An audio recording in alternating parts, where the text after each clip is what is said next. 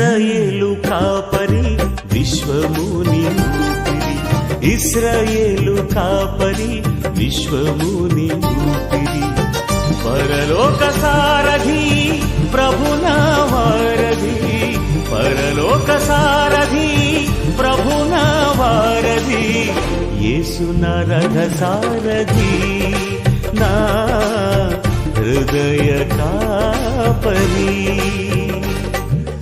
ఇశ్రాయేలు కాపరి విశ్వముని ఊపిరి, ఇశ్రాయేలు కాపరి విశ్వముని ఊపిరి.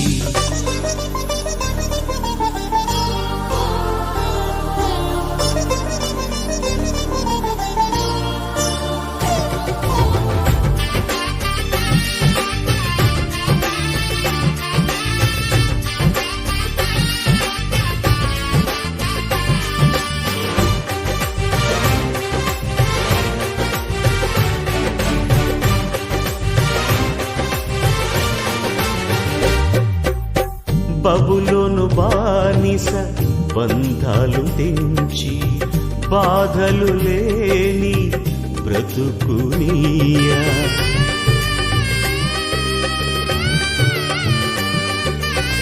బబులోను బానిస బంధాలు తెంచి, బాధలు లేని బ్రతుకునియా, సిలువ కాటాలో శ్రమల కౌగిటిలో, సిలువ కాటాలో శ్రమల కౌగిటిలో, రక్తము కాచి రక్షణనిచ్చిన నా యేసయ్య, నీ రక్తము కాచి రక్షణనిచ్చిన నా యేసయ్య.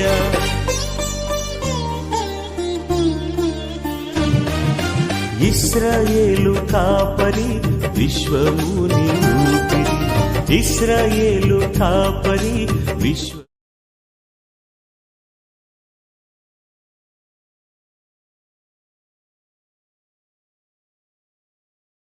Emotion in you right now. What are your first thoughts? Firstly, I want to thank Jesus because I couldn't do this on my own. I know He carried me through today. I want to thank my mom. But towards the end, I was just quoting one scripture from the Bible because I had lost energy. I was very tired. I was drained. But one scripture that says, just stand still and God will fight for you. And that's what I did. I just stood there and He fought for me. Can you, I know it's only been a few minutes.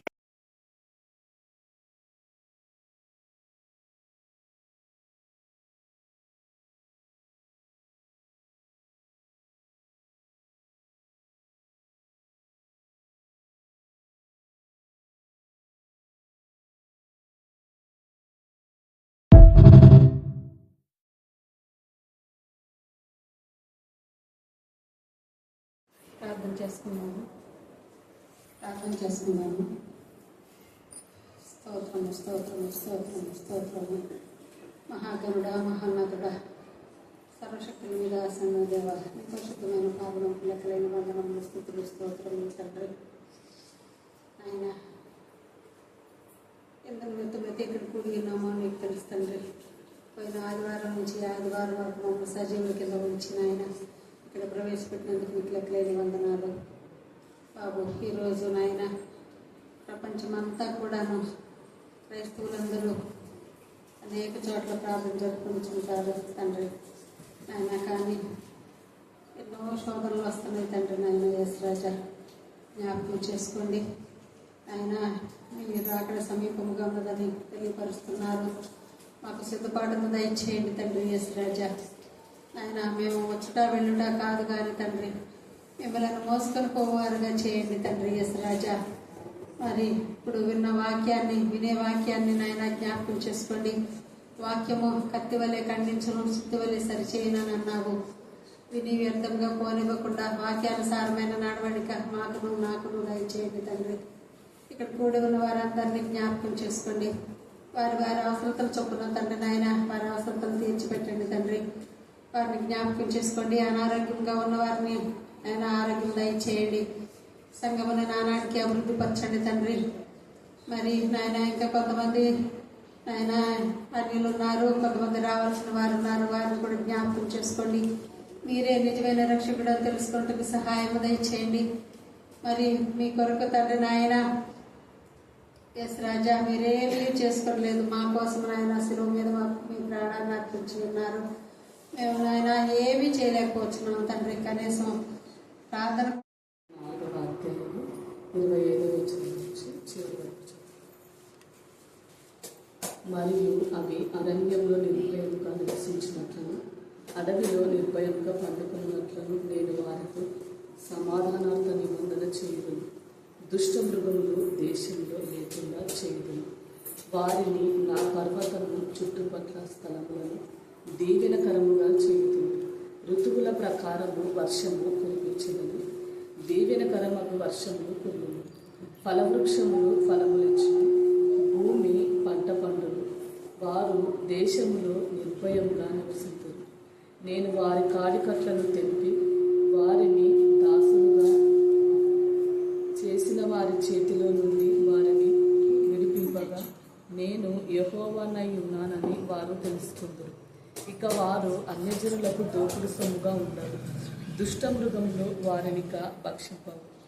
ఎవరి వలనను భయము లేకుండా వారు సురక్షితముగా నివసించగలరు. మరియు వారు ఇక దేశంలో కరువు కలిగి నశించిపోకుండాను, అన్యజనుల వలన వారికి అవమానము ప్రాప్తించకుండాను వారి ప్రఖ్యాతి కొరకై తోట ఒకటి నేను ఏర్పరచెదను.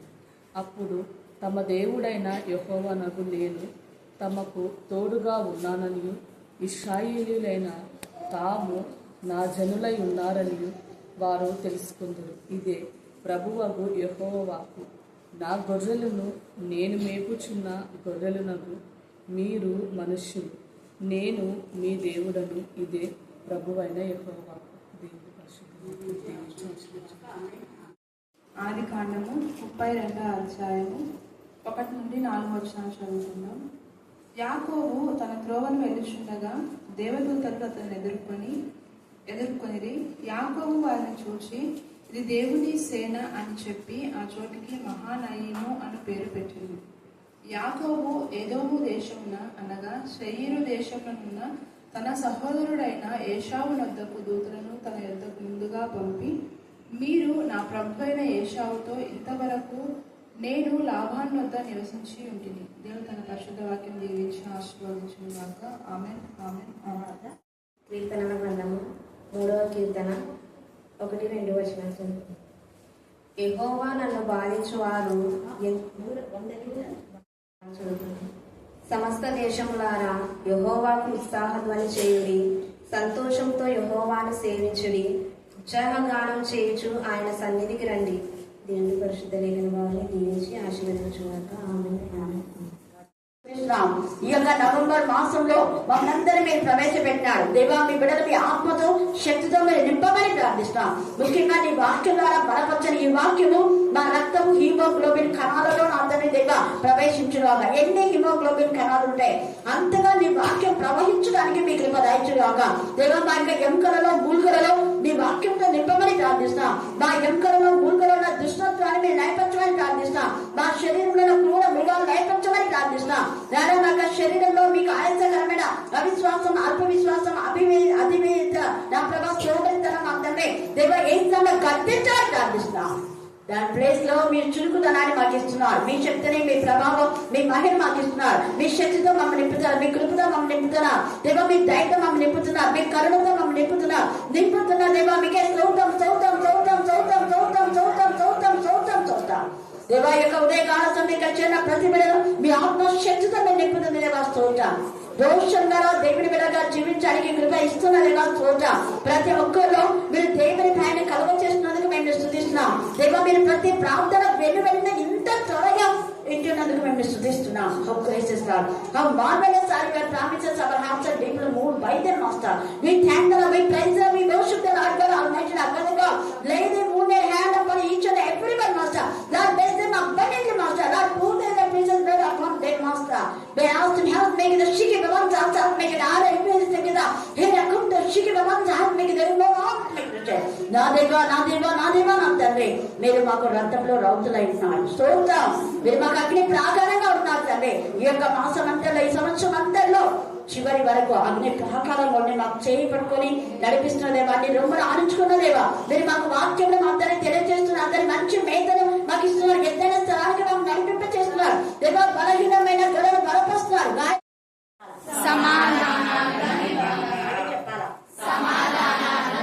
అందరు ఇంకా గట్టిగా ఎందుకు గట్టిగా అంటున్నా అంటే ఇక్కడున్న రాళ్ళు దూలాలు అన్ని కేకలేస్తాయి. దేవుడికి కావాల్సింది వాక్యం, ఇంకా వేరేది ఏది కాదు. ఆ వాక్యము ఇవి విని తర్వాత మనం ఇచ్చే సాక్ష్యం అంటే యేసయ్య నామం గురించే, యేసయ్య నామం పేరట మనం పొందినటువంటి మేలు మాత్రమే సాక్ష్యం అంటాయి. ఇంకా వేరే ఏది మనము చెప్పకూడదు. యేసయ్య నామం పేరట ఏది పొందుకున్నామో ఫలానా వాక్యం ద్వారా దేవుడు మాతో మాట్లాడడం అంతే. ఇక్కడ ఈ సమాధానార్థమైనటువంటి నిబంధన ఎందుకు ఇలాగా మనం ఈ యొక్క యెహెజ్కేలు 34 కొన్ని వారాలుగా ధ్యానం చేసుకుంటున్నాం. ఈ యొక్క 34లో దాదాపు 30 మెసేజ్లు ఉన్నాయి మనం ధ్యానం చేసుకోవాలంటే. అంత లేదు, అంత టైం లేదు. కాబట్టి మీకు ఇంతకుముందు కూడా చాలా సార్లు అంటే వరుస క్రమంలో ఆదివారం కానివ్వండి, ఇప్పుడు ఆదివారం, అప్పట్లో శుక్రవారము బుధవారము వరుస క్రమంలో అక్కడ ఏ ధ్యానం చేసుకున్నామో అది ఇక్కడ ధ్యానం చేసేవాళ్ళం. అలాగా 5 సంవత్సరాలకు ఒకసారి 6 సంవత్సరాలకు ఒకసారి బైబిల్ ప్రతి వచనం ప్రతి పదాన్ని ముగించడం జరిగింది. ఇంతవరకు దేవుని కృప చొప్పున, దేవుడి యొక్క కృప కనికరం, ఎక్కడ ఏ వచనాన్ని వదిలిపెట్టలేదు. కానీ ఇంతకు ముందు నేను చెప్పిన అంశాలు కాకుండా ఇదే 34లో ఇప్పుడు మిగతా లేఖన భాగాలు దేవుడు మీతో మాట్లాడుతున్నాడు. అందులో ఒక భాగమే ఈ సమాధానార్థ నిబంధన. ఎందుకంటే సమాధాన కర్త అని చాలాసార్లు చెప్పుకున్నాం. అయితే ఇక్కడ సమాధానార్థమైన నిబంధన, ఒక నిబంధన గురించి దేవుడు మాట్లాడుతున్నాడు. ఈ నిబంధన దేవుడు ఎవరితో చేస్తున్నాడు అంటే 25వ వచనం చదవండి. 34వ అధ్యాయం యెహెజ్కేలు 25. మరియు అవి అరణ్యంలో నిర్భయంగా నివసించినట్లును, మైక్ తీసుకోండి. అరణ్యంలో నిర్భయంగా నివసించినట్లును, అడవిలో నిర్భయంగా పండుకొనున్నట్లు. చూడండి ఎంత బాగా అరణ్యము అడవి ఎందుకు ప్రత్యేకంగా ట్రెక్ చేసి తండ్రి అయిన దేవుడు ఈ విధానంలో ఈ యొక్క అరణ్యము అడవి గురించి మాట్లాడుతున్నా అంటే అరణ్యంలో నిర్భయంగా నివసించున్నట్లును, అడవిలో నిర్భయంగా పండుకున్నట్లును నేను వారితో సమాధానార్థ నిబంధన చేయుదును. దుష్ట మృగములు దేశంలోనే లేకుండా చేస్తాను అని ట్రెక్ చేసి ఆ పదాన్ని చెప్పడానికి కారణం ఏంటంటే దేశంలో చాలా మంది దేవుని యందు భయభక్తిగా పడిన బిడ్డలు దేవుని ఆరాధిస్తూ స్తుతిస్తూ మహిమపరుస్తూ గణపరుస్తూ పాడుతూ ఉంటే వాళ్ళు ప్రార్థన చేయకుండా వాక్యం చెప్పకుండా అంటే మేధ, దేవుని యొక్క సన్నిధిలో మేత తినాలన్నమాట. దేవుని మందిరానికి మనం వచ్చేది ఎందుకు అంటే దేవునికి వాడబడ్డాను, దేవునికి సంతోషాన్ని కలుగజేయడానికి, దేవుని మహిమపరచడానికి. ఎప్పుడైతే మనం దేవుని మహిమపరిచి గణపరిచి ఆయన మనం ఆనందింప చేస్తామో, ఉత్సాహంతో దేవుని సన్నిధి నుంచి మనం ఎప్పుడైతే పాడతామో రిటర్న్ గా దేవుడు మనకు సంతోషాన్ని, సమాధానాన్ని, నెమ్మదిని, ఉత్సాహాన్ని, ఆశీర్వాదాలు, ప్రశంసను మనకి ఇస్తాడు. ఆయన నామాన్ని మనం ప్రశంసించినప్పుడు మనకు ప్రశంస, ఆయన నామాన్ని కీర్తించినప్పుడు మనకు కీర్తి కలుగుతుంది, ఆయన ఆనందింప చేసినప్పుడు మనకు ఆనందం. నీకు దుఃఖం కలిగిందంటే వెంటనే నువ్వు ఏం ఆలోచించాలి? నేను దేవుని బాధ పెట్టానేమో అని ఆలోచించాలి. నీకు బాధ కలిగిందంటే దేవుడు నువ్వు బాధ పెట్టావేమో, నీకు గాయం తగిలిందంటే దేవుడి హృదయాన్ని బాధ పెట్టావేమో, ఎందుకు వీళ్ళని చేసినానా, వీళ్ళకి ఎందుకు మేలు చేసినానా అనేలాగా చేస్తున్నావేమో. వీళ్ళ కాకుండా వేరే వాళ్ళకి చేసిందే, అయ్యో కొనవలసిన, అయ్యో వేసిందా.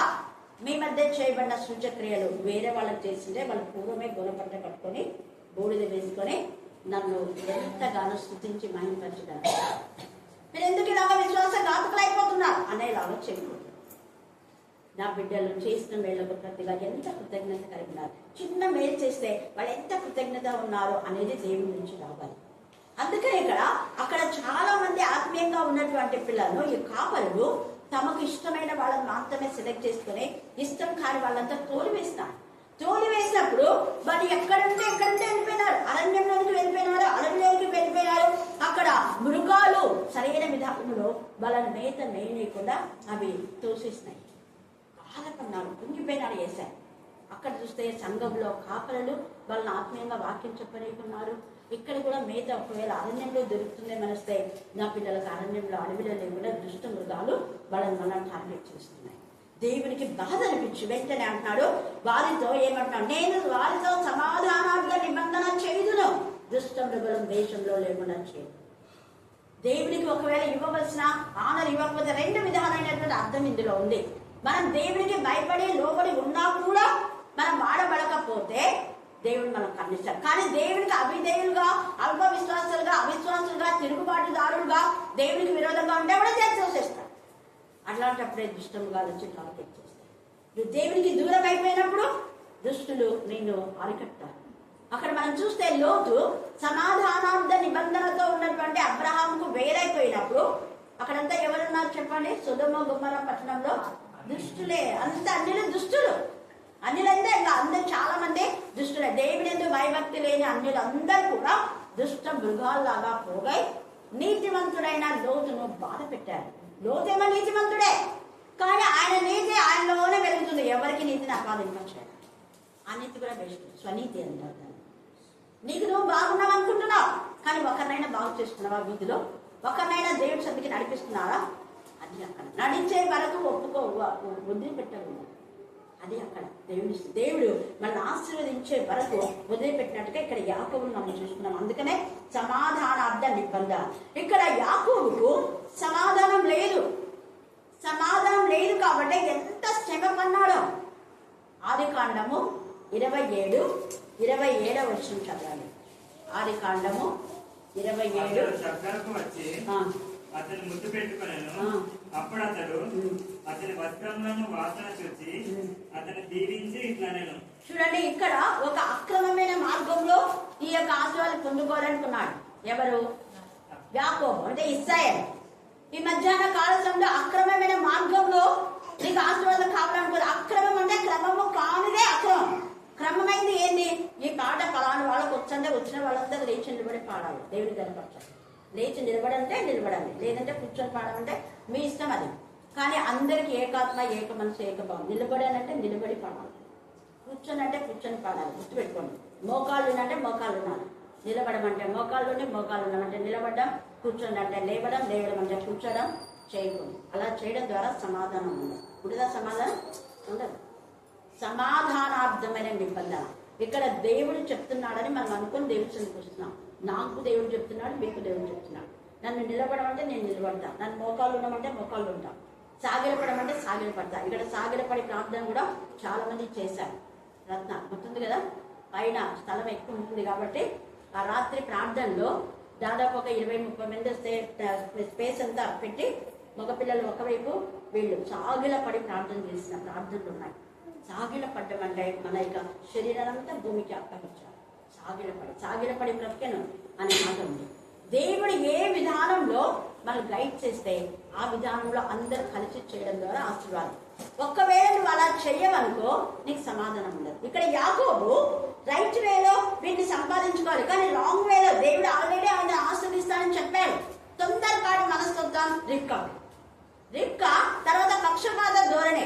ఎందుకు ఇంత 21 సంవత్సరము ఇక్కడ యాకోబు బాధపడడానికి కారణం ఏంటంటే తల్లి తప్పు, తన తప్పు. తల్లి చెప్పింది చేయడం కాదు, తల్లి చెప్పేది కరెక్టా కాదు అని ఆలోచించాలి.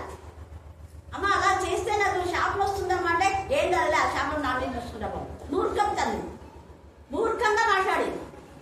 దేవుడు ఇస్తానేమో, నాకు ఇస్తానే ఆశీర్వాదం దేవుడి ద్వారా రావాలి, కానీ నేను ఇలాగా మోసం చేసి మా నాన్న దగ్గర తీసుకుంటే నాకు ఏం ఆశీర్వాదం అని అన్నాడు. అంటే తల్లి ఏమంటుంది సమర్థించి, ఇట్లాంటి మూర్ఖపు తల్లి ఉండాలి, ఆ శాపం నాకు రానుకో, నువ్వు దూరం. పెద్ద కొడుకు మీద ద్వేషం, చిన్న కొడుకు మీద ప్రేమ. ఎందుకు పెద్ద కొడుకు మీద ద్వేషం అంటే ఆయన చేసుకున్నటువంటి అన్ని స్త్రీల గురించి. అప్పుడు ఏసావు తప్పు తెలుసుకొని మళ్ళా వాళ్ళ నాన్నకు వాళ్ళ అమ్మకి ఇష్టమేలా మరి తన యొక్క బంధువులలోనే ఆయన వివాహం చేసుకుంటాడు. మళ్ళీ తర్వాత మనకు అది ఉంది, మీరు తర్వాత చదువుకోండి. ఏసావు పశ్చాత్తాపడి తల్లిదండ్రులకు బాధ పెట్టానని తన సొజ్జనులలో ఒకరిని, ఇష్మాయేలు యొక్క కుమార్తెల ఒకటిని చేసుకున్నానని ఉంది. అంత టైం లేదు కాబట్టి మీకు క్లుప్త వివరణ.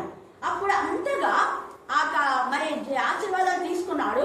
తీసుకున్న తర్వాత ఏషావు వస్తే ఎంతగా ఏం చేస్తాడో మా అన్న అనేది పారిపోయే పరిస్థితి వాళ్ళమ్మ కల్పించింది. తండ్రికి కూడా అర్థమైపోయింది, ఎందుకు నాయన నన్ను మోసగించాడు, ఇంకా ఎంత జరిగిందో ఇంగిపోయినాడు. అక్కడ ఇస్తాను బాధ పెట్టాడు. ఇస్తాను టోటల్ గా వాళ్ళమ్మని కూడా బాధనే. ఎందుకు కొడుకు దూరం అయిపోతున్నాడు. ఇక్కడ ఆశీర్వాదం తీసుకున్నాడు కానీ ఆడేమి ఉన్నాడా? లేదు. ఇద్దరు కొడుకులు దూరం చేసేసుకుంది. యాకోబుని చంపుతానని ఏసావు వెంట అన్నాడు, యాకోబు వెళ్ళిపోయినాడు. 2 కొడుకులు లేరు. అవివేకం తల్లులు ఉంటే ఉన్న పిల్లలను పోగొట్టుకుంటావు. జాగ్రత్త.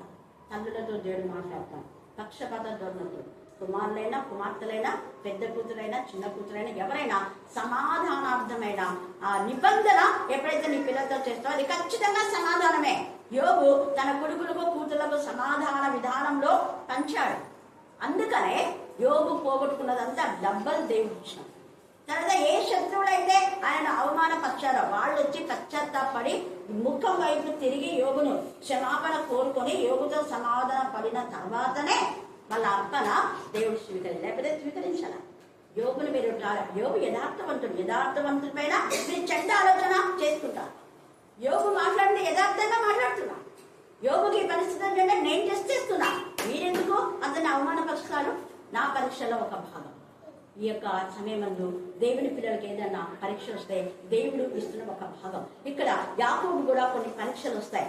ఇక్కడ వీటిలో ఆయన అంటున్నాడు కదా, వాళ్ళ అన్నను అంతగా కోపగించుకున్న అన్నను ప్రభువు అనే మాట ఎంత చక్కగా చూడాలి. 32:4 ఏదోము దేశంలో అనగా శేయీరు దేశంలోనున్న తన సహోదరుడైన యోషావు యొద్దకు దూతలను ముందుగానే పంపుతాడు. పంపి మీరు నా ప్రభు అయిన యేషోతో ఈ మాట ఎంత సమాధానంతో ఉంది. అప్పుడు ఆశీర్వాదాలు తీసుకొని నేను మా అన్న కంటే ఎక్కువ కావాలి అని ఒక అసూయ లేదా ఒక హెచ్చింపు స్వభావం. అన్న కంటే తను తాను హెచ్చించుకున్నాడు. ఇప్పుడు తగ్గించుకొని నేను దాసునే అన్న. నువ్వే ప్రభువు, నువ్వు ప్రభుడు అన్నావు. నీకు రావాల్సిన జ్యేష్ఠత్వం నాకు ఇచ్చేసావు. ఎలాగనో తీసుకున్నాను, తప్పే. అక్రమ మార్గంలో తీసుకున్నా, వద్దు నాకు. ఇదిగో ఈ సంపాదించిందంతా నీదే, తీసుకోను. ఎంత తేటగా వాళ్ళన్నకు నా ప్రభుని చెప్పండి, నేను దాసుని అని చెప్పండి. ఇన్ని ఆశీర్వాదాలు దేవుని ఆశీర్వాదాలు పొందుకున్నాడు. యాక్చువల్ గా ఏసావు శాపంలో ఉన్నాడు, కానీ పశ్చాత్తాపనకు దేవుడు ఏసావుని కూడా ఆశీర్వదించాడు. అదంతా ఉంది, మనకంత టైం లేదు కాబట్టి అక్కడ అంటాడు వాళ్ళ నాన్న, ఇప్పుడు ఆశీర్వాదం ఏమీ లేదు ఆయన అంటాడు. నా యొక్క 27వ అధ్యాయం అంతా చదివితే నా యొక్క కుమారుడు యొక్క చేను సువాసన ఎంత బాగుంటుంది అని చాలా చాలా అంటాడు. ఆ పదాలు చాలా అర్థంతో ఉన్నాయి. అదంతా అయిన తర్వాత ఈ 32వ అధ్యాయం ఎప్పుడైతే తన శత్రువైన ఏసావును అన్న అని లేదా ప్రభు అని అనుకున్నాడో అప్పుడు వెంటనే దేవుని బ్లెస్సింగ్స్ ఆయనకు వచ్చేస్తున్నాయి. ఆ బ్లెస్సింగ్స్ వచ్చినప్పుడు ఆయన వెంటనే ఏం చేస్తాడు చూడండి. 19వ వచనం 20:32 అట్లతడు నేను ముందుగా పంపుచున్న కానుక వలన అండర్లైన్ చేసుకోండి. కానుక వలన, కానుక అనేది చాలా ప్రాధాన్యత. ఎవరికి మనం ఉన్నస్తులుగా ఉండకూడదు, వాళ్ళందరికీ ఉన్నస్తులే అతను. అందుకే కానుక అమ్ముతున్నాడు. అందుకే నీకు ఉపదేశం చేసే వాళ్ళతో శ్రేష్టమైన నువ్వు ఖచ్చితంగా ఇవ్వాలి. ఇవ్వకపోతే నువ్వు రుణస్థులవే. వాళ్ళు నీకు పంచిపెట్టిన దానికి నువ్వు రుణం చెల్లించాలంటే కానుక, అది ఏదైనా కానీ. అందుకే కానుక వలన అంటున్నాడు ఇక్కడ, అండర్లైన్ చేసుకోండి. కానుక వలన అతని సమాధానం పరిచిన తర్వాత కానుక వలన. నేను ఎప్పుడైతే ఇంకా పెన్షన్ రాకముందే ఎవరు నాకు ప్రేరేపణ వస్తే వాళ్ళకు పంపించి, తల్లిదండ్రి లేని వాళ్ళు ఎవరికైనా, అప్పుడు నాన్న ఉండేవాళ్ళు కానీ ఫస్ట్ నాన్నకి ఇవ్వండి, దేనికి వాడను. ఇప్పుడు తల్లిదండ్రులు లేని వాళ్ళు ముఖ్యంగా, ఇంకా మా చింటూ నాన్న చాలా కష్టలు చేశారు. అట్లా చింటూకి కానీ మా చెల్లికి కానీ, ఎందుకంటే అక్కడ నేను ఆత్మీయంగా ఎదిగాను కాబట్టి అది కూడా నేను మర్చిపోను. కృతజ్ఞత కలిగే ఉంటాను. ఇక్కడ చేస్తాను, అక్కడ చేయవలసింది అక్కడ చేస్తాను. అది పంపిన తర్వాత నాకు తీసిస్తుంది. అందుకే ఇక్కడ కానుక వలన అంటాడు. అతని సమాధాన పరిచిన తర్వాత నేను అతని ముఖము చూచాను. సమాధాన పరిచిన తర్వాతనే ఆ ముఖము దేవదూత ముఖంలాగా ఉంటుంది. అప్పుడు వాళ్ళిద్దరు అంటుంటారు చూసుకొని, రే నిన్ను చూస్తే ప్రభు చూసినట్టుగా ఉంది అన్నయ్య అంటాడు. అప్పుడు వాళ్ళ అన్న చంపుతానన్న అన్న కూడా తమ్ముడు చూసి, రే తమ్ముడు ఇన్నేంటిరా ఏదో మనం దూరం అయిపోయినాం, కానీ నిన్ను చూస్తేనే ప్రభు చూసినట్టుందిగా. నిన్ను నిశ్చయంగా దేవుని ఆశీర్వాదాలు ఉన్నాయి, నువ్వు ఆశీర్వదించబడిన వాడవే అని అన్నాడు. అయినా ఇంకా ఆశీర్వాదాలు రాలే. ఆ తర్వాత 32వ అధ్యాయంలోకి మనం వస్తే మీరు 25 నుంచి 32 దాకా చదువుకుంటే 25వ వచనం చదవండి.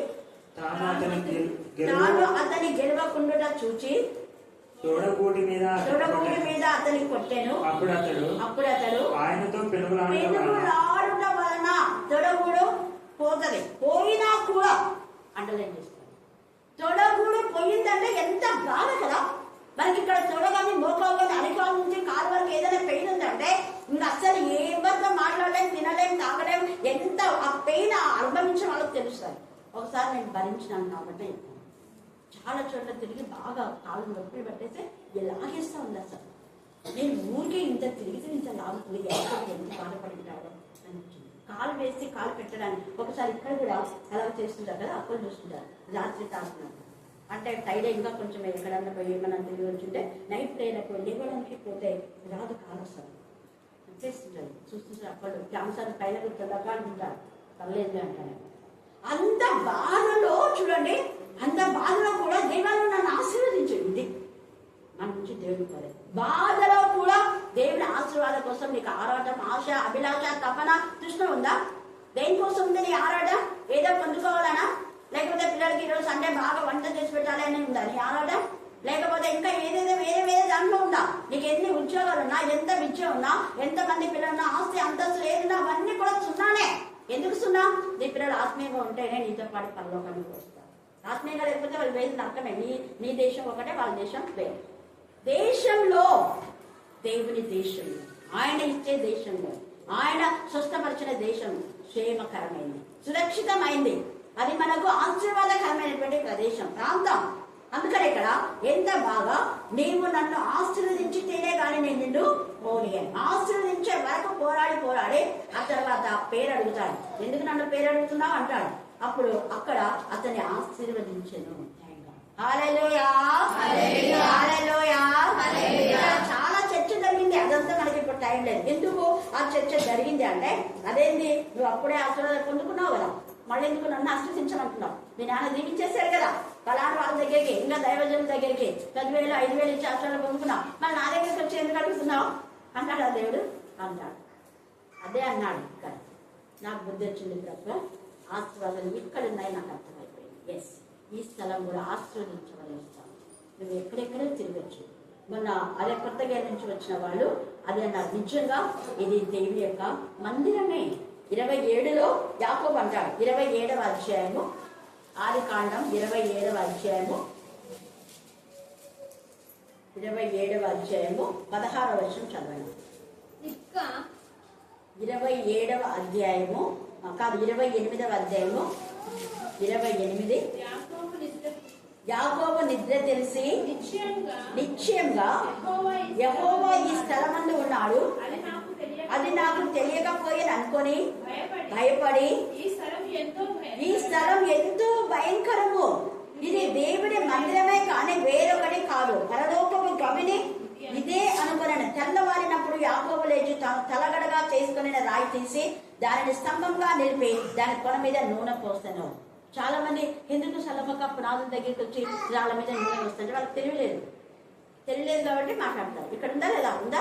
మొన్న నేను ఆశకు జీసస్ కాల్సి ఆశకు చెప్పాను, పునాది ఏమని రమ్మని చెప్పిందాక పాప, గుండె రాళ్ళు తెప్పించామని చెప్పినాను. నేను చేతితో మలచని రాళ్ళే పునాదులు వేయాలి, ఆ గుళ్ళ పైన నూనె వేసి అప్పుడు నేను పునాదిలోకి వేస్తాను. ఇక్కడ అలాగనే వేయించాను. మా నాన్న కూడా అక్కడ అదే చేశారట కర్నూలు. కాబట్టి గుర్తు పెట్టుకోండి, తేజగా ఇక్కడ వాక్యంలో ఉన్నదే మనం తీసుకోవాలి. నూనె పోస్తే ఆ ఇంటికి కూడా వధింపబడిన గొర్రెపిల్ల ఆ యొక్క నామంలో మనం ఇంటినంతా నూనెతో సురక్షించాలి.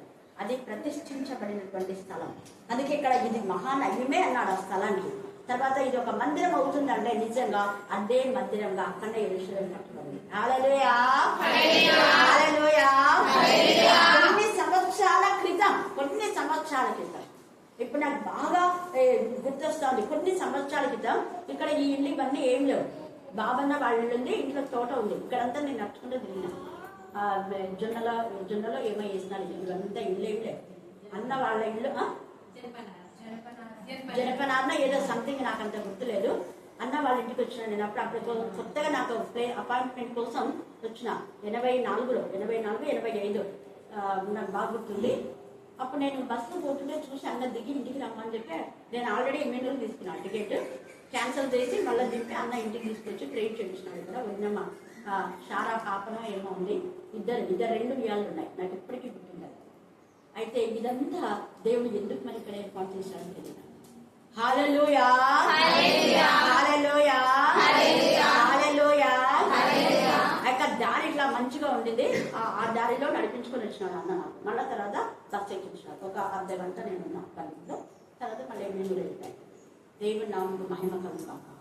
ఎప్పుడూ దేవుడు ఏర్పాటు చేస్తాడు. జగత్తు పునాది వేయబడక ముందే కరుణాపీఠం ఏర్పాటు చేశాడు. మరి అనుకోకుండా అమ్మ అక్కడ వచ్చి చనిపోయి దేవుడు ఏర్పాటు చేసిన స్థలాలు కొన్ని ఉంటాయి, మనం గుర్తించాలి. అందుకని అది మహాదైవం అంటాడు. దానికంటే ముందు ఆయనకు ఒక కళ కూడా పడింటది. అక్కడ కూడా ఇది సమాధాన నిబంధన అంటారు. ఇంకా అవన్నీ చెప్పడానికి నాకు ఇప్పుడు టైం లేదు కాబట్టి మీతో క్లుప్తంగా ఈ సమయం అందు పంచుకున్నా. ఈనాడు ఎప్పుడైతే యాకోబుకు సమాధానం వచ్చిందో అప్పుడే ఆశీర్వాదాలు వచ్చింది. అంతకుముందు లేవు. అంతకుముందు అంటాడు కదా, ఈ యొక్క మరి చూస్తే వాళ్ళ మామతో అంటాడు, నామ మీరు ఎన్నిసార్లు నా యొక్క మరి యొక్క జీతంను నువ్వు ఎలాగంటే ఎలాగ మార్చేశావు. నేను ఎండకు ఎండాను, చలికి చివికిపోయింది నా శరీరం, ఎంత బాధలో నేనున్నా. నీ 2 బిడ్డల కోసమే మరి ఎక్స్ట్రా చేశాడు. అక్కడ కూడా మీరు 20 ఏళ్ళ నుంచి చదువుకుంటే వాళ్ళ నాన్నలు చెప్తారు, నువ్వు మీ మామయ్యలో ఎవరో ఒక్క కుమార్తె అంటే 2 చేసుకున్నాడు. అందుకే చదువు చెప్పింది చెప్పినట్టు చేయండి. దైవ జనుల ద్వారా ఆత్మీయంగా వచ్చింది. ఒక్కరిని చేసుకోమంటే 2 చేసుకున్నందుకు ఇది శ్రమ వచ్చింది. అదంతా బాధ వివరిస్తాడు. ఫరో దగ్గర కూడా వివరిస్తాడు. నీ జీవితం గురించి ఏమైనా చెప్పంటే ఏం చెప్పాలి, నేను చాలా కష్టపడినా, దుఃఖం, బాధ, వేదన అన్నాడు. కారణం ఒకటే, తను సొంతంగా చేసుకున్నాడు ఇక్కడ. అందుకనే ఈ యొక్క వచనంలో ఇదంతా కూడా ఎక్కడెక్కడైతే మనం చదివామో అక్కడంతా యాకోబును మళ్ళీ సమకూర్చి సమాధానపరిచిన దేవుడు తన యాకోబు తర్వాత తన సంతతిని కూడా ఇశ్రాయేలును సమాధానపరచడానికి దేవుడు ఇష్టపడి ఈ యొక్క నవంబర్ మాసంలో దుష్ట మృగాల నుంచి దేవుడు నిన్ను తప్పింపబోతున్నాడు. అది వ్యాధి కావచ్చు, ఒకవేళ అనారోగ్యం అయినా ఏదైనా కావచ్చు, మానసిక వేదన కావచ్చు, అప్పులు వచ్చు, ఆర్థిక సమస్య కావచ్చు, ఫెయిలియర్స్ కావచ్చు, ఏదేమో కానీ అవన్నీ లైవ్ అవుతున్నాయి. హల్లెలూయా హల్లెలూయా హల్లెలూయా. అందుకే కృంగిపోయిన వాళ్ళని దేవుడు గుర్తింపజేయడానికి మళ్ళా నోటిఫికేషన్ పడింది కదా, మళ్ళీ జనవరిలో ఎప్పుడో ఎగ్జామ్స్ అంటారు. చాలా ఎంత సంతోషం ఏంటో నాకైతే. సంతోషపడి పిల్లలంతా ఎంత ఇదిగా ప్రత్యేకంగా మళ్ళా చేస్తున్నారు. సలోమి, హైమావతి, ఇంకా కొంతమంది కోసం మన పిల్లలు చూడ ఎంత జీలు రాధ మొన్ననే చేస్తుంది. హల్లెలూయా. పక్షపాతి కాడు, ఆలస్యమైన అన్యాయం చేయలేదు. ఎప్పుడు ఇవ్వాలో అప్పుడు ఇస్తాడు ఖచ్చితంగా. ఎవరికి ఎప్పుడు ఇవ్వాలో అది ఆయన నిర్ణయంలో ఉంటది. ఇప్పుడు ఇక్కడ యాకోబు ఇన్ని సంవత్సరాలు శ్రమపడాలని దేవుడి యొక్క ప్రణాళిక ఉంది. ఒకవేళ మన సబుద్ధిని ఆధారం చేస్తున్నాడు. శాంతి ఒక రోజు చెప్పింది, మనకు రాలేదంటే మనలో ఏదైనా ఉంటది, వాటిని మనం ఏం చేసుకోవాలా, సరిదిద్దుకోవాలా. మేడం ఎంత ఓపెన్ గా ప్రభా రావాలనుకున్నా, ఎందుకు నేను రాలేకపోతున్నాను, ఆయన నాలో ఉన్న సోమర్థను తీసే. మీరు ఎప్పుడైనా చేస్తున్నారా ఎప్పుడైనా చేయండి. ఒక ఆఫీసర్ ఆమె ఎంత ఇదిగా ఆమెకి ఎంత ఆశలు ఇక్కడికి రావాలి నాకు తెలుసు. అసలు ఎంత కలగా ఉంటుంది కూడా అమ్మకం. కొంతమంది చెప్పారు హాస్పిటల్లో కంటే కూడా ఇక్కడికి వచ్చిన తర్వాత అసలు చాలా తీసుకుంటారు అన్నమాట. హల్లెలూయా హల్లెలూయా. అంటే తన ఊరికి తన పిల్లలు చూడడానికి వెళ్ళినంతగా నేను ముందు సంతోషపడతాను. ఇది నా కుటుంబం, మనం అలాగనే ఉండాలి. ఇక్కడ ఎంత చక్కగా చూడండి, వారితో సమాధానార్థ నిబంధన చేయడం, దుష్టము కాలు ఇక ఉండవు. తర్వాత రెండవదిగా ఏం చేస్తున్నాడు దేవుడు, వారి నా పర్వతము చుట్టుపట్ల స్థలంలో దీవెనకరంగా. రెండవది దేవుడు నీకు దీవెనిస్తున్నాడు. ఆ దీవెన ఇక్కడ పాడిన పాటలు, చేసిన ప్రార్థన దేవుడు మీకు దీవెనకరంగా ఉన్నాడు. చదివిన వాక్యం, పాడిన పాటలు, చదివిన 3 మరి భాగాలు నేను చదివించాను. ఆ 3 భాగాలు తర్వాత ప్రార్థన మీకు దీవెనకరంగా ఉండేలాగా దేవుడు మేడంతో చేయించారు. చురుగ్గా ఉండేలా చేయలేవా, ఎవరి వెళ్ళ సోమంగా ఉండకూడదు, చురుగ్గా ఉండి యాక్టివ్గా రండి దేవుని సన్నిధికి. తర్వాత 3వదిగా 28వ వచనం చదవండి, 34:28 ఎహెజ్కేలు. ఇక వారు అన్ని జనులకు దోపుడు సొమ్ముగా ఉండాలి. అన్ని జనులు అనే మాటలో 2 అర్థాలు ఉన్నాయి. అంటే మీ సొంత వాళ్ళైనా నేను బాధ పెడుతున్నాను, మీ అన్న కానీ అక్క కానీ తల్లు కానీ వాళ్ళు నేను బాధ పెడుతుంటే అన్నిలే వాళ్ళు సొంత వాళ్ళు కాదు. సొంత వాళ్ళు బాధ పెడతారా? ఎవరైనా బాధ పెట్టారు.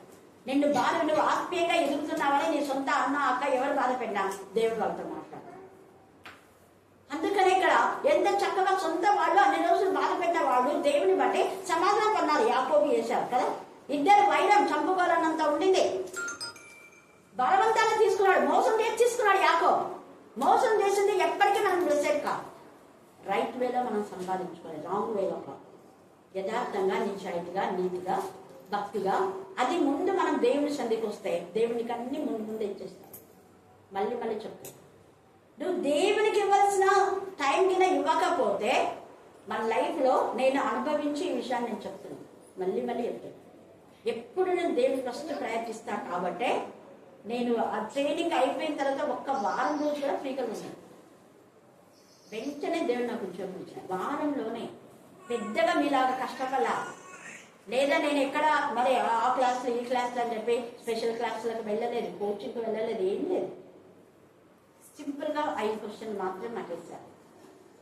హల్లెలూయా హల్లెలూయా హల్లెలూయా. స్పెషల్ టీచర్గా తగ్గించుకొని వెళ్ళాను. 100 టీచర్ అందుకే చదివించిన.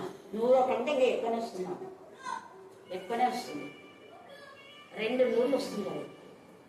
నేను జీతం తీసుకునేటప్పటికి అంటే పెన్షన్ అప్పుడే ఎక్కువ నాకు, జీతం కంటే డబ్బులు ఉంది. ఎంత గొప్ప దేవుడు, ఎంత స్తుతించాం. హల్లెలూయా హల్లెలూయా హల్లెలూయా. అందుకే ఇక్కడ అన్ని లెక్కలు కూడా మీరు వేస్ట్ చేయాలి. తర్వాత దుష్టముగలు వారిని భక్షింపవ అనే మాటలో నీ కష్టార్జితము వృధా కాదు. నీ కష్టార్జితం ఎప్పుడు ఆస్వాదించబడుతుంది? దేవునికి ఇవ్వాల్సిన సమయంలో ఇచ్చావు. దేవునికి ఎప్పుడైతే నువ్వు సమయాన్ని ఇస్తావో అది ఫస్ట్ ప్రయత్నం ఇస్తే ఫస్ట్ దేవుడు నీకు ఆశీర్వాదకరంగా ఉంటాడు. ఆ సమయాన్ని నువ్వు దొంగిలిస్తే నీది కూడా ఏమైపోతుంది? దొంగిలించదు, వేస్ట్ అయిపోతుంది. అసలు నేను యాక్చువల్గా జీతం తీసుకునేటప్పుడు కొంత వేస్ట్ అంటే వేస్ట్ కాదు, ఒక అనవసరంగా దానికి దీనికి ఇచ్చేదాన్ని ఎవరు అడిగితే వాళ్ళకి. కానీ ఇప్పుడు ఇచ్చినా కూడా అది డిసైడ్ అవుతున్నా ఎందుకో ఏమో. కానీ నేను ఒకటి అందా, రోజు వాకింగ్ చెప్తున్నారు, అప్పుడు కూడా రోజు చెప్పేవాళ్ళనే. కాకపోతే కొంత మా ఫ్యామిలీ మటుకే, నేను రత్న ఇంకా కొంతమంది ఎవరైనా పెద్దలు వస్తే. కానీ ఇప్పుడు దేవుడు ఇంతమందికి వాక్యం ఎన్ని కొరలు పంచితే అంత పెట్టింది. ఎన్నిసార్లు సాక్ష్యం చెప్తే ఇప్పటికీ నాకు ఆత్మీయంగా ఉన్న దినకర్ అంకుల్, మనోహర్ బ్రదర్ కానీ, ఆరోగ్య బుద్ధి అంకుల్, నాన్న, అమ్మ, గిప్సన్ దూర కానీ ఎప్పుడు మర్చండి. ఇప్పటికి 100కు పైగానే చెప్పింటాను. అందుకే నాకు 100 కంటే ఎక్కువ వస్తుంది. మీరు చెప్పరు తక్కువనే, చెప్పే వాళ్ళకి ఎక్కువనే ఉంటాయి. హల్లెలూయా హల్లెలూయా హల్లెలూయా హల్లెలూయా. సాక్షి బిడ్డలుగా మనం ఉండాలి. దేవుడు చేసిన మేళలో ఎన్నిసార్లు ఇస్తాడో యాకోబు. అక్కడ లాభంతో అంటాడు, మళ్ళీ పర్వతో ఇస్తాడు, ఇంకా ఎవరితో అంటే ఎవరితో చెప్పుకుంటాడు. అంటే బ్లెస్సెడ్ అయిపోయినాడు. తదనంతరం తన పిల్లలు కూడా ఆశీర్వాదమే. కాబట్టి ఇక్కడ ఏ పక్షులు ఎవరి వలనను భయం లేకుండా వారు సురక్షితంగా నివసించారు. ఈ నవంబర్ మాసంలో దేవుడు నీకు సురక్షితమైన జీవితం దయచేయం గాక. తర్వాత ఏమన్నాడు? 29వ వచనం, మరియు వారు కరువు కలిగి నశించిపోకుండా. కరువు అనేది నీకు రాదు. ఇంకా ఉద్యోగం ఈ దేవా నాకుంటే దేవుడు నీకు ఉద్యోగం ఇస్తాను. నేను ఈ దేవా అసలు అన్ననే లేదు. దేవ నాకు ఉద్యోగం అసలు నా విషయంలో చాలా మంది షాక్ అయితే ఆశ్చర్యపడతారు. సరోజ కూడా ఎన్నిసార్లు ఉంది కదా, మేము ముందు చేసిన స్పెషల్ టీచర్గా తను చేయాల. తనకి ఇప్పుడు నాకంటే తక్కువనే పెన్షన్. ఎంత అడిగినా నేను రామ సరోజ అంటే అవి ఎక్కడెక్కడే ఇస్తారు బేబీ, నేను ఆడగోల పిల్లలు ఎందుకు నువ్వేమంటే మేమే ఒక్కళ్ళము ఆడపిల్లలను పోవడానికి ఇది కాదా నీకేమి అంటే అన్న కూడా జాబ్ హోల్డరే. అప్పటికి ఎవరొకరు వాళ్ళంతానో తల్లిలో ఎవరొకరు వస్తారు కదా అని అనేదాన్ని నేను. అప్పటికి రిటైర్డ్ అయినాను అమ్మగారికి. ఎవరొకరు వస్తారులే అంటే కూడా చెప్పాలి. ఇప్పుడు బాధపడతారు, వచ్చిందే నాకు కూడా 5 నెలల ఇంక్రిమెంట్, 5 సంవత్సరాల ఇంక్రిమెంట్ వస్తుందే కదా అనేసి. ఎందుకు చెప్తున్నాను నేనంటే, నేను దేవునికి భయపడి దేవానికి ఎక్కడంటే ఏ ప్రభావం ఇంకా దగ్గర వేసినాడు దేవుడు. ఎంత దగ్గర నెరవాలా? 50 రూపాయలు ఛార్జ్, రానుకొని ఛార్జీలు 30 రూపాయలు అయిపోతాయి. మిగతాదంతా దేవుని కృప చెప్పునైనా రాను, వేస్ట్ ఏం చేయాలి. అందుకే దేవుని ఇస్తుంది. ఇక్కడ ఎంత బాగా చెప్తున్నారు చూడండి. అవి కృంగించుడు ఎంత చక్కగా నశించిపోకుండా అన్ని జనుల వలన వారికి అవమానం ప్రాప్తించకుండా. అన్ని జనుల వల్ల అవమానం రాలేదు కానీ ప్రశంస వచ్చింది. నెరవాల చాలా మంది అన్నలు మార్చుకున్నారు. గౌరమ్మ అని చెప్పి ఇక్కడ కూడా ఒక ఆమె జంగమామ అమ్మేది, వాళ్ళ వదిలేనే అక్కడ. ఆమె అక్కడ మందిరం కూడా కట్టించుకుంది. నాతో స్థలం ఇస్తాను మేడం కట్టించు అంటే నేను సరే అని నేను అన్నాను. అంతలోపు నాకు ఛాన్స్. అప్పుడు నేను అన్నా, దేవుడు ఖచ్చితంగా ఇక్కడ మందిరం నిలబడతామా, నువ్వేం దూరం చేయదు. కాబట్టి నేను చాలా దూరం దగ్గర కూడా లేను. బార్డర్ డిస్టిక్ బార్డర్కి వేసినారు అప్పుడు ఎన్టీ రామారావు చేసినటువంటి పనులను డివిజన్ ట్రాన్స్ఫర్స్. అలా ఆలూరుకు దగ్గర చిప్పగిరి మండలంలో రామదుర్గం అంటే లాస్ట్ కాదు. కానీ అక్కడ దేవుడు బయటకు వాడుకున్నాను. ప్రస్తుతం చాలా బతుకున్నాను. ఏంది రామదుర్గాన్ని పంపిస్తున్నాను. మా నాన్న చాలా సంతోషపడ్డారు. అక్కడ ట్రాన్స్ఫర్ కోసం పోతే నాన్న మాకు మేడం కావాలి, మేడమ్సే కావాలి అని వాళ్ళు జెంట్స్ ఇది చేసి ఇంగ్లీష్ సైన్స్ వాళ్ళు కావాలంటే నాన్న వెంటనే మా అమ్మాయిని కానీ రామదుర్గం అంటే ఇష్టపడుతున్నా లేదని ఆల్రెడీ ఆర్డర్స్ తెచ్చి నాకు చెప్తున్నారు. ఏంటి నాన్న రామదుర్గం అంటే ఎక్కడికి ఎందుకు నువ్వు వెళ్ళాలి? వాళ్ళు అదే పని అడుగుతున్నారు. ప్రభా నేను బాగా చూసుకుంటాను. అంతా రెడ్డిస్ అంట అక్కడ, క్రిస్టియన్స్ ఉన్నారు అక్కడ, రెడ్డి కన్వర్ట్. ఎస్, 200 కుటుంబాలు రెడ్డి కన్వర్ట్. ఎంత ప్రేమించినామంటే అప్పుడు నేను బాధపడ్డాను. అని ఎందుకు ఇంత దూరం ఆడపిల్లం కదా, నువ్వు వస్తావా, నువ్వేమో సేవకి వెళ్తావా అన్నా. ఫస్ట్ నువ్వు సేవకి వెళ్తావన్నా ఒక్కదాన్ని నేను ఎలా ఉండాలి అక్కడ అంటే వాళ్ళు నీకోసం అన్ని అరేంజ్మెంట్ చేస్తానన్నారు. ఎస్, చాలా అరేంజ్మెంట్ చేస్తాను. ఎంత ప్రేమించారో ఇప్పటికీ నేను మర్చిపోయాను. కళ్ళలో నీళ్ళిస్తే వాళ్ళ ప్రేమను చూస్తాను. రోజు నేను చేయను వాటి ఇంత పెద్ద గ్లాస్లో చిక్కటి పెరుగు, పాలు, నెయ్యి, తేనె. మా ఫాదర్ కూడా ఎంత ప్రేమించినారు. ఎందుకు నేను చెప్తున్నాను అంటే మనకు చాలా కష్టం అనిపిస్తే కానీ అక్కడనే చూడండి. అందుకే ఇక్కడ అంటున్నాడు కదా, ఎంత ఇదిగా కరువు కలిగి నశించిపోకుండా అన్ని చెడ్ల వలన ఏది అవమాన ప్రశంసన వస్తుంది. ప్రఖ్యాతి కొరగై తోట ఒకటి నేను ఏర్పరచదు, అదే కరుణామృతం. ఈ తోటలో దేవుడు ఎల్లప్పుడూ మనందరినీ ఆనందింపచేయును గాక. అందుకే దేవుడు ఏర్పరచుకున్నారు. ఆ గొర్రెలు మనమే, ఆ యొక్క నిజంగా కాపరి తండ్రి అయిన దేవుడు. ఎంత బాగా చెప్తున్నాడు, గొర్రెలను నేను మేపుచున్న గొర్రెలు మీరు మనుషులు, నేను మీ దేవుడు. దేవుడు మన దేవుడు కాబట్టి దేవుడికి భయపడడం దీంట్లో చాలా చాలా ఉన్నాయి నేర్చుకోవాల్సింది. వీలైతే మళ్ళా రాత్రి వేళ కొన్ని విషయాలు పంచుకున్నారు. దేవుడు ఈ లేఖన భాగం దీవించి ఆశీర్వదించుగాక. ఆమేన్, ఆమేన్ అన్న. ఈ సమయంలో ప్రార్థన. ఈ రొట్టెను తిని ఈ పాత్రలోని త్రాగునప్పుడెల్లా ప్రభు వచ్చే వరకు ఆయన మరణమును ప్రచురించుదురు. కాబట్టి ఎవడు అయోగ్యముగా ప్రభు యొక్క రొట్టెను తినునో లేక ఆయన పాత్రలోది తాగునో వాడు ప్రభు యొక్క శరీరమును గురించి రక్తమును గురించి అపరాధియగును. కాబట్టి ప్రతి మనుష్యుడు తను తాను పరీక్షించుకొనవలెను. అలాగు చేసి ఈ రొట్టెను తిని ఆ పాత్రలోనిది త్రాగవలెను. ప్రభువు శరీరమని వివేచింపగా తిని తాగువాడు తనకు శిక్షావిధి కలుగుటకే తిని త్రాగుచున్నాడు. ఇందువలనే మీలో అనేకులు బలహీనులను రోగులై ఉన్నారు, చాలా మంది నిద్రించి ఉన్నారు. దేవుడి లేఖన భగవన్ దీవించి ఆస్వాదించుగాక. ఆమేన్, ఆమేన్.